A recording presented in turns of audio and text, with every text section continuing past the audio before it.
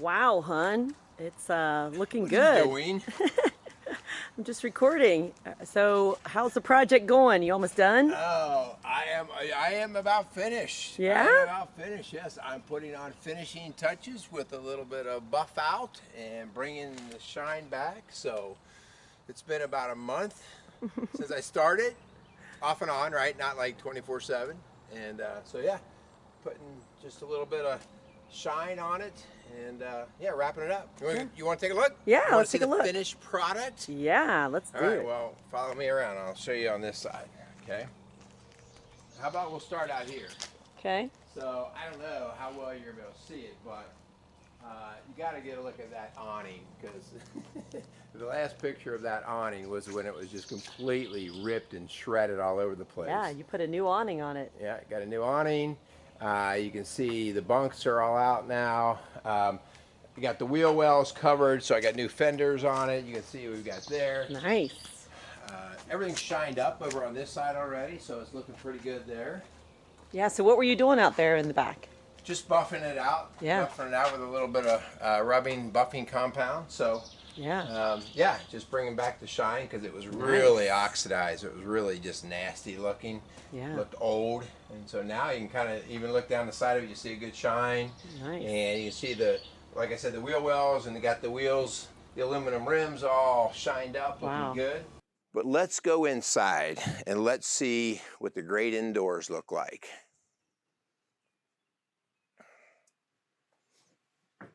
All right, so you can see it is a construction zone right now. It's a construction zone. It's a 2013, so it's dated in that way. But as I started going through things, started to notice that we had some issues. You see that? That's rot. That's all rot that I dug out already, and it's from the hinge that's on the outside where that bunk flap folds out, and that hinge, the caulking failed on it, and so water got in there. So that's one of my firsts that I'm going to try to jump in there and see what I can do. Okay? All right, but wait, there's more. Let's walk through here. And there was a soft spot in the floor. And the soft spot was a matter of, well, we thought maybe they had hit something, and I already started to work on this a bit. But it turns out that at one point in time, I don't know how well you can see that, at one point in time, somebody left this right here, the vent hood, wide open for an expended period of time. And it rained and rained and rained and rained. And guess what the camper did? It filled up with water. All right. Now, I didn't quite know that when I bought it. I heard that there was a little bit of water damage. But anyway, water sat in here for a long time. And so it rotted this entire part of the floor. All right. Pretty nice. In the meantime, there's a sunlight here, and the sunlight also had a crack in it, which, by the way, I didn't know any of this. Like, if you looked up at the ceiling was just a white ceiling, and it looked okay, but when I started pressing around, I saw a lot of soft spots. In fact, my finger just went right through the ceiling because it was rotten. So, tore all that out, and that's going to be another part of our work. Let me come down here. So, not to gross you out, and again, like us men, when we're doing projects, sometimes things come out of our mouth that maybe are not appropriate for the TV, but the toilet was here, and I had to take the toilet off, and when I took the toilet off, I was kind of blown away by what I saw. You might say I had a shit show. Yeah. It was a mess. Here, the toilet had not been cleaned out. The black water tank had not been cleaned, and I don't even want to know how long it had not been cleaned. So, good. Come on in. All right. All right, so you remember when I showed it to you the first time. So the first time, Well, it was a construction zone completely, right? Completely. It was an old linoleum floor, and then down from this point on was completely rotted out. And you may remember I showed pictures of the toilet, and the floor was rotted all the way down to the subfloor, the insulation even. So I had to pull all that out and let it dry. And then I ripped it all out, and then went back with an underlayment, and then went back with this waterproof planking on the floor. So floor is really beefy and strong now. Bathroom doesn't smell at all.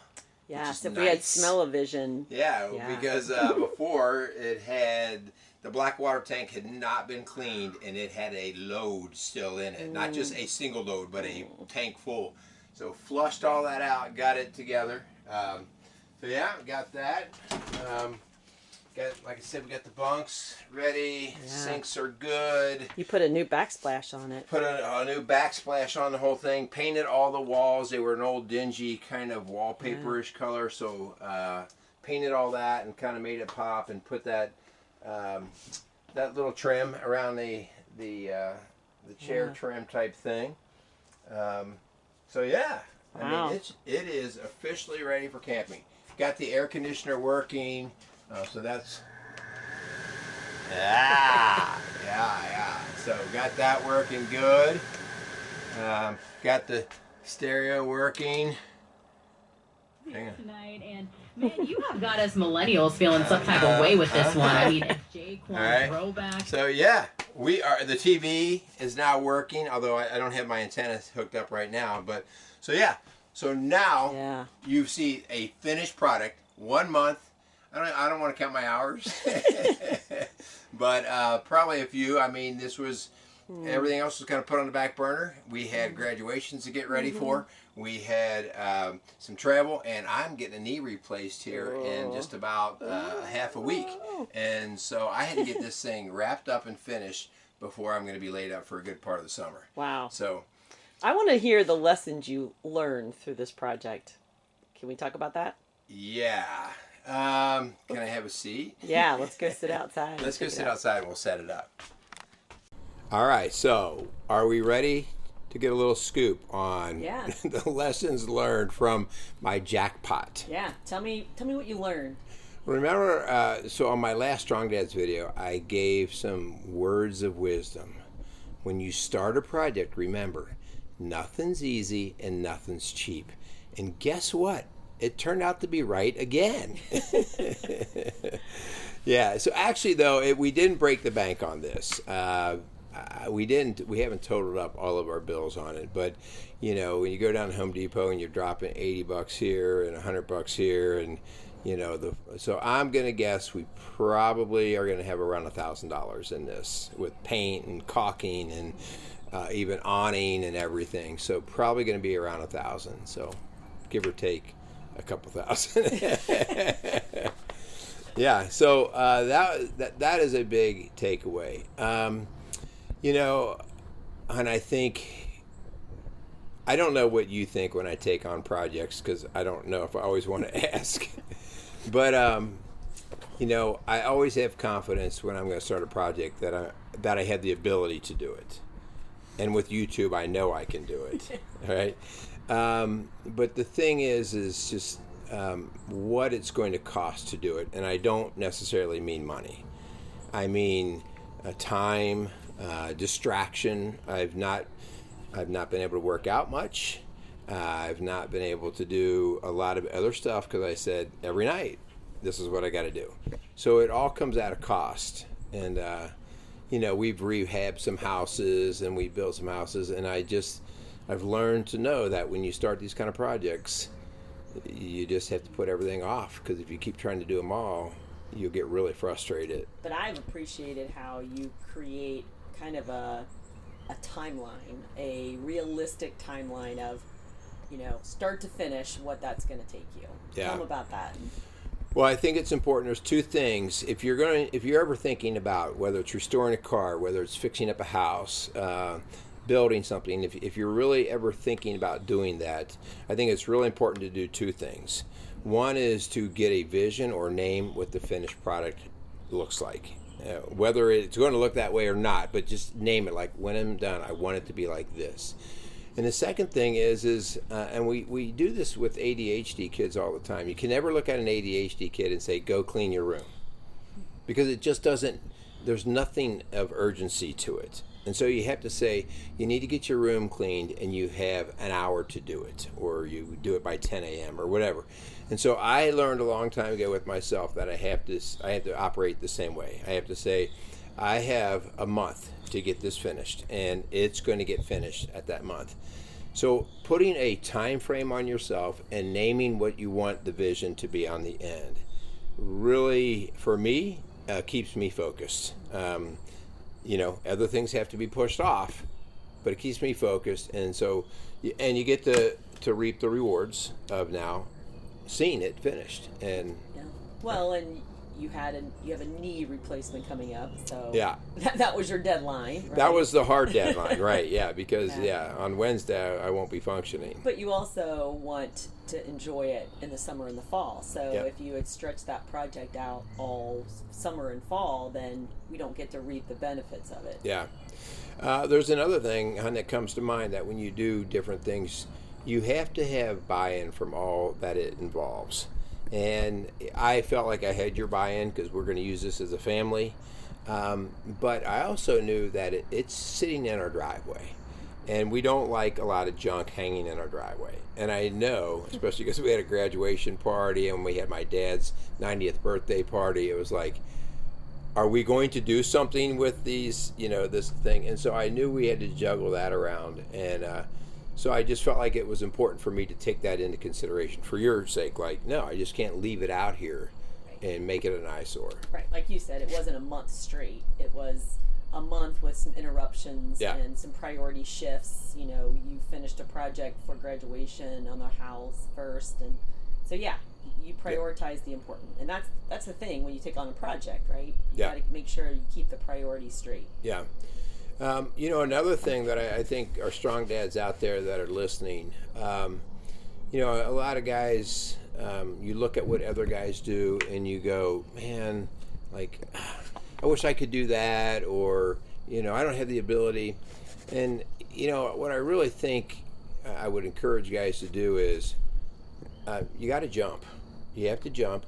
But the key is to build confidence, so jump small.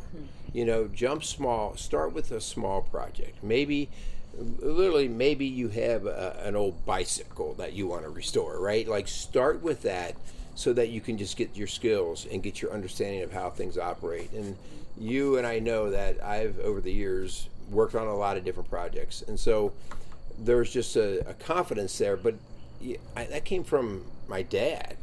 I mean, starting on these kinds of projects when I was a little boy, right? Always being around this kind of stuff. So I would never want to look at a guy that says, man, I'm just not handy, I can't do that. It's like, well, with YouTube and a little bit of practice, you might be surprised. Well, and, we're talking to strong dads, right? Right. So you learned these things from your dad, working alongside your dad. Yeah. And so I love it, the fact that you encourage our sons, our daughter to work alongside you, to learn, whether it be changing brakes, learning how to change That was tire. another job we had to do in the middle of all this. Yeah. But you had your son alongside you. It's his car. Right. And teaching him to be able to have confidence in doing that himself. Yeah, and you bring up a good point. I always had a genuine interest of hanging around my dad when he did projects, even through high school. So I'm not saying that, I'm just saying that. That's just a statement. I always did. But every boy's different. We've had 4 boys, and I've had 2 that were like, yeah, Dad, what are you doing? Let me see. And they would be right in there getting dirty and wanting to learn it. And then I've had 2 that now they go, I wish I would have paid more attention. So you try to invite them in, but I know that dragging them in only sort of repels them from it. So you have to be careful when they're young. If they're interested, invite them in. Let them put tools in their hands. Let them use an electric or cordless drill. In a small way. Let them feel that, because it just builds the confidence. So any final words of advice or wisdom to the strong dads out there with the finished product behind you? Well, with hard work, you do get to reap the rewards. I think the idea here that we don't just work in vain, that we work for the purpose of being able to serve and enjoy. God wants us to enjoy the fruit of our labor. And so, when you take on a project, know how you're going to use it. To me, there's nothing more frustrating than when somebody spends a lot of time maybe restoring a car or whatever, and they never use it. And they just never use it. And it's like, well, I'm not sure if I understand that. To me, do a project and think about, how can I use this thing? And really see the benefit, and for your family. We're already, I hope we're not disappointed, but we're already planning camping trips with our grandkids and our kids, and you've already got marshmallows bought and everything, So, I do, actually. Yeah, so, you want to enjoy it. And if you're not enjoying it, then I would say, hey, maybe that's not the right thing for you. Yeah. So, yeah. My final words, be a strong dad. Go out there and do these things. Do these things with your kids, with your family, and just enjoy it. Don't be afraid of it, right? So everything I did on this has been a learning lesson. So yeah, yes, you have. All right. Hey, I want to thank you guys for watching our Strong Dad show, and this is really part 2 of the camper series. And so, if you find this inspiring in any way, please tell us what you think about it, right? And share it with other people who are maybe on the edge of wanting to start a project, but maybe they're doubting or something. Let's get behind our brothers and let's motivate them and energize them to go do great things. So I want to thank you guys. I want to thank Casey's Outdoor Solutions, Quality Auto Mart, and 4Speed on 50. So thanks to those guys for allowing us to put these kinds of shows out and hopefully inspire you guys and continue to build strong dads.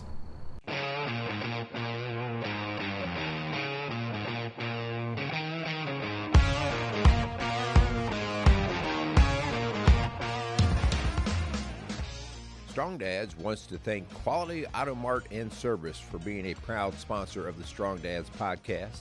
Started in 1985 and going strong for all these years. Recently, Quality Auto Mart has transitioned from owners of Mark and Nancy Repke to longtime employee Fred and Lorraine Venus. For all your automotive needs and golf cart needs, check out Quality Auto Mart, located across from Indian Lakes on Highway 46 outside of Batesville, Indiana.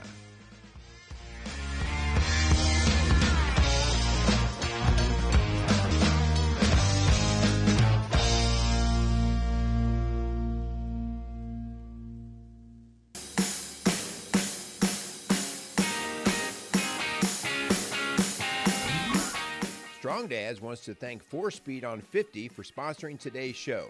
If you like classic cars, great food, and a taste of Americana, you have to visit 4Speed on 50's Diner, located on Route 50 in Lawrenceburg, Indiana. Stop in today for a meal and an experience you won't soon forget at 4Speed on 50's Diner.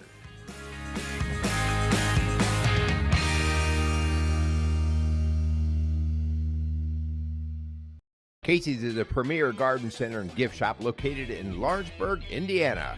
Casey's offers a wide selection of plants, landscaping materials, home and garden decor, and gifts for every occasion. Casey's is committed to providing exceptional service, a unique shopping experience, and value to every customer.